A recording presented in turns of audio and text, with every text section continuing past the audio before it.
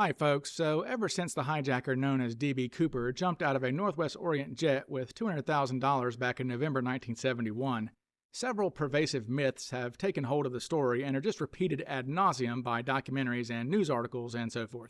So today I just wanted to look at 5 of these myths that I see pop up most frequently. We don't know who he was, where he came from, or where he went. Number 1. Cooper jumped into a wilderness. There is certainly no doubt that just north of where Cooper jumped is indeed a vast wilderness of heavy forest. However, the best evidence suggests that Cooper jumped out just a little south of the Lewis River in Washington. Though this area does have many thick stands of trees, it has just as many open areas as well. So this popular image of Cooper coming down in some forbidding environment in the middle of nowhere is just incorrect.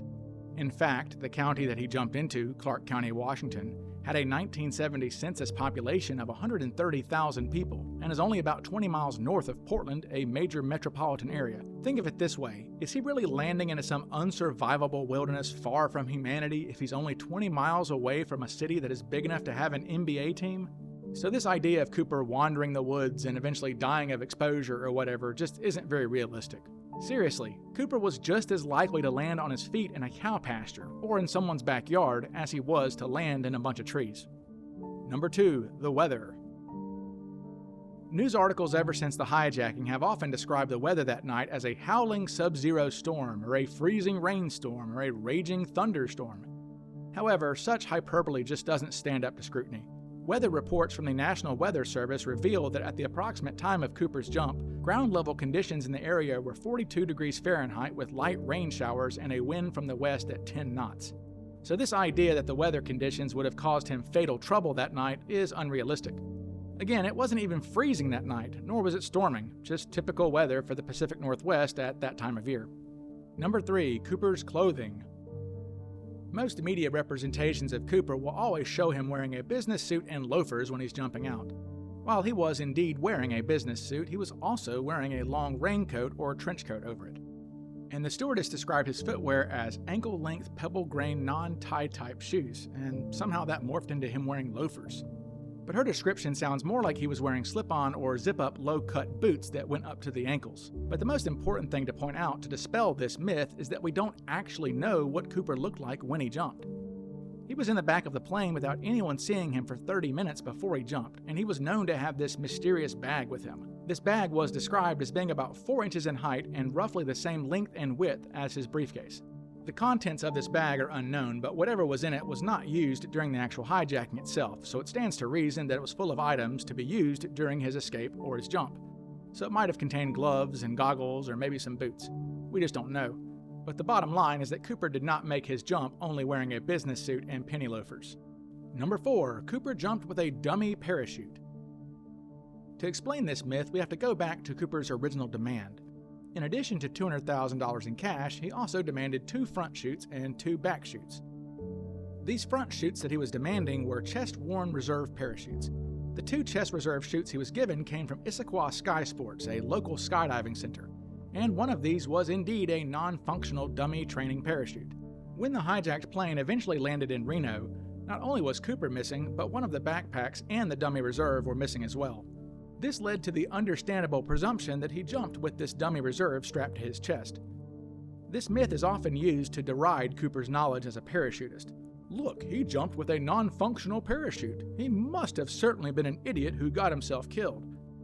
However, Cooper had no way of actually wearing a chest reserve because the back parachutes that he was given didn't have the gear required to wear a chest reserve. These types of front reserve parachutes connect to your backpack parachute with these things called D-rings. Cooper's backpacks lacked these D-rings, and he apparently even complained about it to the stewardess. But since this dummy reserve was not found in the plane, what he did with it is a mystery. The FBI believed that he simply just tossed it out the back of the plane for some reason. Maybe he was suspicious of it and thought it had trackers inside of it or something like that. Who knows, but again, the bottom line is that Cooper could not have jumped with a dummy reserve. You'll also often see it written or spoken of that of the 2 back parachutes he was provided, one was a modern civilian skydiving parachute and the other was a standard military parachute, and that Cooper chose the military parachute. Yet again, this just isn't true. Both of the backpack parachutes provided to Cooper were military models, and Cooper actually chose the newer and better one of the two. Number 5. Cooper's jump was fatal. For whatever reason, there's this idea out there that he must have surely perished that night. But why? Parachuting is actually enormously safe. According to the USPA's fatality index rate, yes, that's a thing, there were only 3.2 fatalities per 100,000 skydives in 1970, which is around 0.0032%. Of course, the average skydive isn't taking place amidst light rain showers from the back of a 727, but even if his skydive was 20 times more dangerous than the average skydive, that still leaves him with a 99.936% chance of survival. Additionally, the parachute that he jumped with was an NB-6, which was a Navy bailout rig designed specifically for people who have never jumped out of a plane before. These parachutes were meant to be worn by air crewmen who were having to bail out from a plane that had been shot down. So it doesn't matter if Cooper was spinning out of control or inverted or whatever. As long as he pulls his ripcord and the parachute opens, he's going to survive. People also love to think that Cooper drowned for some reason, but there really aren't any major bodies of water within the area where he is believed to have come down. In 1980, some of his money was found along the Columbia River, but that was 20 miles away from where he jumped. And scientific testing done on this money has revealed that it was covered in a species of diatom from the Columbia River that only blooms in the spring and summer. This testing did not reveal any of the species of diatom that bloom in the winter months, so this money did not get wet in November when the jump occurred. And finally, most people just don't know about the 5 other hijackers who made similar jumps with ransoms attached to their bodies. Several of these men had never even jumped from an airplane before, and their jumps were arguably more dangerous than Cooper's for a variety of reasons, and they all survived just fine.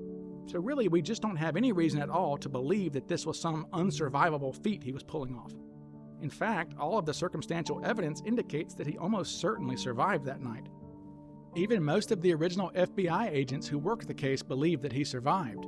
In fact, the special agent in charge of the Seattle FBI office, whose case this was, told the media straight up in 1976 that he believed that Cooper got away with it, pointing out that a 727 would be very safe to jump from, that the terrain he jumped into had many places ideal for parachute landings, and that the weather was fine.